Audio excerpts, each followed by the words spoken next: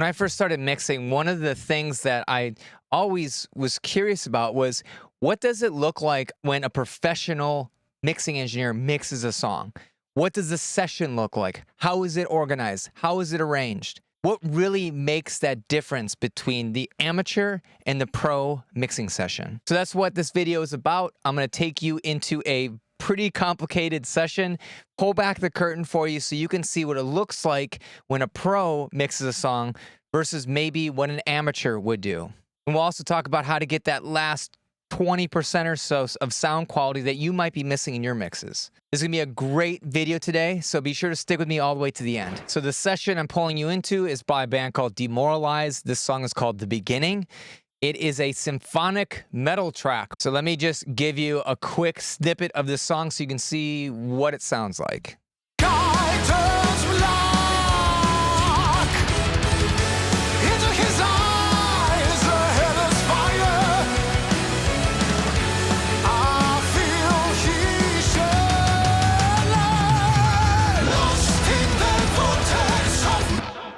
So super epic song. What is the biggest difference between an amateur mix and a pro mix? So I think that boils down to a few main points. Let's talk about the first one, and that is how you set up your session. Okay, in a professional environment or a professional mixing environment, we typically have a bunch of different layers and levels of control for all the different instruments. So for example, if we look at the drums, anywhere where you see these blue tracks, these are the individual tracks that I received to mix. So this is like the snare top and bottom mic. This is kick in and out. We have all the different tom tracks, hi-hats, and then China, overheads. We have room mics, okay? If you notice, all of these tracks are broken into sub-mixes, meaning they go to a bus, okay? In the case for the room tracks, these go into my drum room bus. The overheads and anything dealing with cymbals go to a drum cymbal bus. Toms go to a tom bus, kick, snare, you get the idea, right? The reason we set it up this way is because it offers another level of control over that instrument as a whole. Okay, a lot of times for amateur mixers or people that just mix for fun, you know, they might just have their kick drum track go to a drum all bus, right? It just goes into something that has all of the drums. They might not send it individually to a kick bus. There's an advantage to sending to these sub buses, mainly automation. Automation is huge when you have multiple mic'd instruments. Okay, so if we have a kick in and out, those two mics basically will always want to work together because that's defining the sound of that kick drum. When you want to automate or increase the level or change the EQ in certain areas, you don't want to have to do it on each level or each track. So you send it to a bus, so then you only have to do your automation moves on that bus, on that level. And then that also gives us the ability to then do processing to help glue these two different kick mics together into a coherent sound. Okay, so we can compress them both together. We can do different techniques and strategies to make it feel continuous. Something else that you might notice is if we look to see where these go, they go to another bus. They go to, for example, a shells bus. So my toms, kick, snare all go to a shells bus. Why? Again, it's that control. So we can control the sound of all those toms together independently from everything else. So no cymbals, no overheads, no rooms. And the reason for that is, again, automation, and we can process to make all those pieces talk to each other in the mix, okay? That's the secret to making a drum kit feel like a real drum kit instead of having random toms and things just kind of floating in space, which is what I hear a lot of times with amateur mixers. When you close your eyes, it doesn't feel like an actual drum kit. Some other things you might notice when you have a professional mixing engineer work on your music is they have additional like effects buses that are designed to accentuate different parts of the song.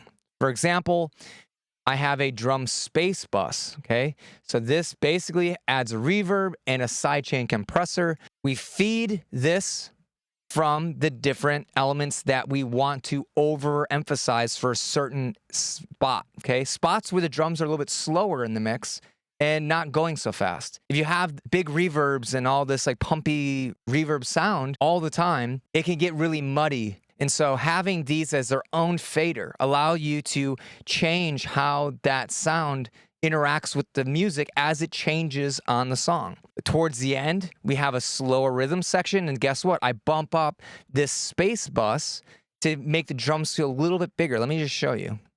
Right here, the beat slows down, and then we get a little bit more room sound in the mix, and it just makes the drums feel a little bit more exciting, okay? We have this spot right here where I'm pulling some of that reverb away. And it's because it's a more focused fill, okay? The massive part of this song comes in right after. Listen.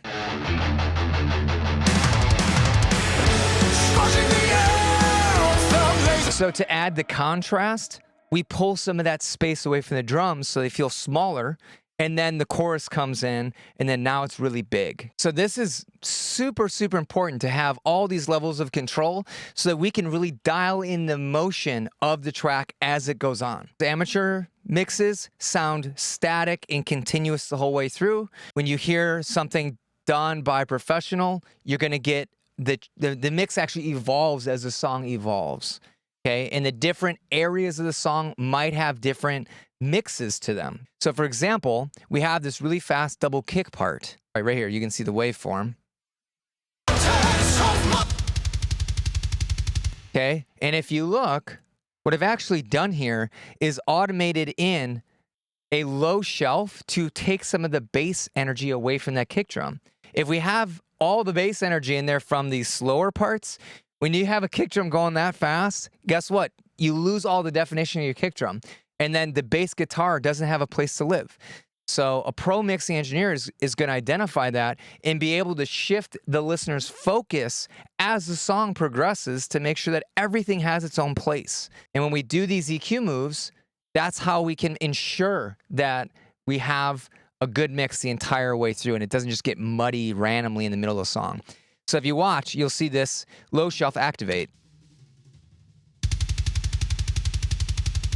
Okay, again, it's just to make sure that we have maximum clarity there. Now, I mentioned earlier that I was going to tell you how to get that last 15 to 20% of your mix to go from like amateur to pro. A lot of that comes down to obviously the quality of the mixing, making sure that every instrument has its own place to live in the mix. But the other part that is super important and takes almost just as much time is the automation process in the mix. And this is something I don't think people emphasize enough. You have to automate different parts of a dense or a complex mix, or you'll have too much buildup of frequencies. As a human being, we can only really listen to a few different elements at a time, right? We have maybe 2, maybe 3 main things that we can focus on, and then everything else is kind of filler. And as the song progresses, you want to change the listener's focus to focus on the important things on that song that make it unique or that make it have that emotional connection, okay? How do you do that? You automate everything. For example, we have these tom fills. In the beginning, there's a lot of stuff going on. I have it static. It's not really increasing in volume at all.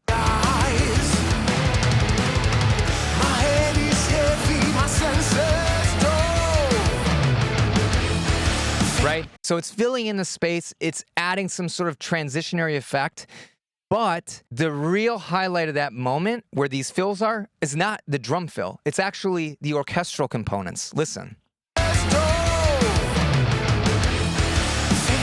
So the voice drops out and then it's replaced by the strings and the other elements. But we have some spots where it's obvious that the star of the show is the drum fill, okay? Right here, for example.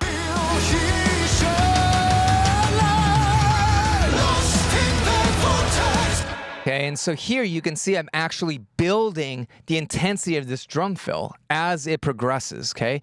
And it's this little thing that helps to tie that bridge into like this massive chorus. We have all these vocals coming in. We have to connect those two pieces, and you can only get there so far if you have a static mix. But this really gets exciting, and it makes the listener really build a lot of anticipation, and then you get hit by this massive chorus. Now, let me just show you a few other spots that I think are really important. You'll see that I'm increasing guitars, decreasing guitars. Let's check out the spots where we have these increases in level. Okay, at the beginning, trying to build anticipation. It's increasing in volume.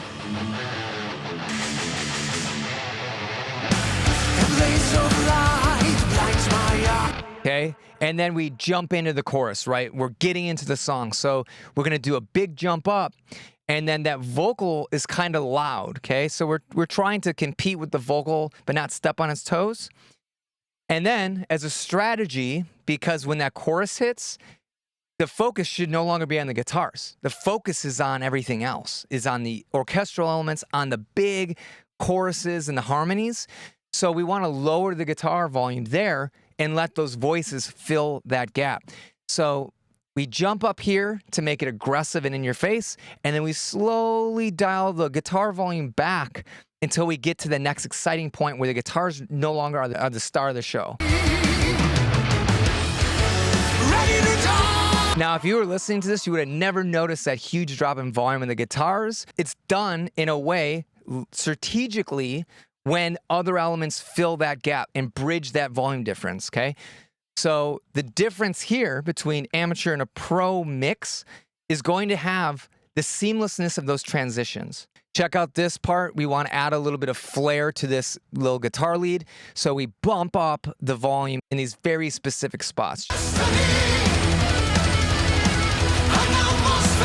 Right? If we just listen to it in solo, it might sound kind of crazy, but in the context of a mix, it's exactly what it needs to sound clear and defined and make sure that the listener knows what they should be listening to.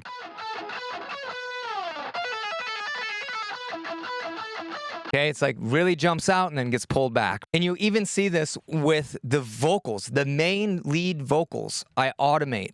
And again, it's because we have so much going on. We can't just keep increasing the volume of everything infinitely. Okay, that's when your mix falls apart. With this part where we actually decrease the lead vocal, the reason we do that is because we have this vocal stack that goes in and fills that gap, okay? So check it out. We have the vocal nice and loud.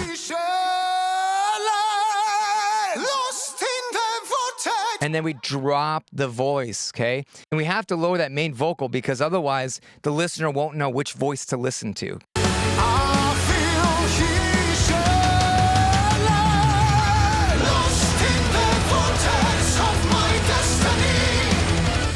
And then finally, some of the other elements that I'm automating are the orchestra. And again, it's just to do that transition where we're handing over some of those frequencies and those elements to a different element just to keep the song interesting. And then finally, the last spot is the master bus. Okay, this is going to control the impact of the song, okay? So all these volume automations come after most of the mastering chain, right in between my clipper and limiter. So if we take a look at what I have on the master bus, all this volume automation is going to occur right here after all this stuff, but before the clipper and limiter. That way we push the volume into the clipper and limiter. I prefer that way. Some people like to do the volume adjustments post limiter. You can do that if you'd like. Just be aware that if you go above 0, you're going to start clipping. Okay, right? It's going to be post fader. So this part is where we really can pull out the emotion, okay? We have ultimate control over how hard those choruses hit by carefully arranging the volume. So let's take a look at this. This is going to be the verse going into like the chorus. We actually increased the total volume by 0.8 dB. That's pretty significant, okay? So it's going to slam into this chorus with this volume jump and let the listener know, hey, we're in the chorus now. It's rocking. Music is good, right? Ready to die, I hear the cry. And this is a spot where I find tons of amateur mixers overlook this, and they just try to make it as loud as possible the entire time. In order for a part to have an exciting moment, it has to be quiet before it. We have to have contrast in your mixing. Good professional mixing engineers understand this. Good songwriters understand this. They build in contrast to the different sections. So we want to do the same thing. So by lowering the volume of the verse just a little bit and then having it jump up when the chorus hits, it's very clear that we're in the chorus and there's more impact there and it's more exciting. So it's managing that volume over the course of the song to make sure that it continuously feels like it's building is what really separates the amateur mixer from the pro. Man, you guys got me so excited that I lost my voice doing this video. So I hope me pulling back the curtain on what a professional mixing session looks like is going to inspire you to try some new things and level up your mixing game. There's really not a lot separating an amateur mixer from a pro. It all comes down to these small details and understanding the fact that there's only so many things that we can put into our song and be focused on at the same time. So when you're mixing your next song, make sure that you identify what the important elements are in each part of the song and then do the proper automation moves to ensure that the listener is focusing on those important elements. It's going to take some time to understand how to do the transitions and hand everything off smoothly as possible. But I promise if you keep working at this, it becomes natural. So I'm really curious your thoughts. Were there any eye-opening light bulb moments that I had in this video? Let me know in the comments below. And if you think I forgot something or professional engineers also do this other thing, be sure to let me know in the comments as well. And if you're looking for some additional help to make your song sound professional, go to the description and check out my free rock and metal mixing cheat sheet. You can download that. It has my go-to settings for every element in a rock or metal mix, including clean and harsh sounding vocals. It'll give you great starting points for EQ and compression. You can print it out and keep it with you on your desk when you're mixing your next song. I'm gonna go get some water because my throat hurts from screaming at a camera for the last 30 minutes. But I want to thank you for your time and attention today. My name is Bobby Balow. I'm the mixing and mastering engineer at Raytown Productions, and I hope to see you in another video.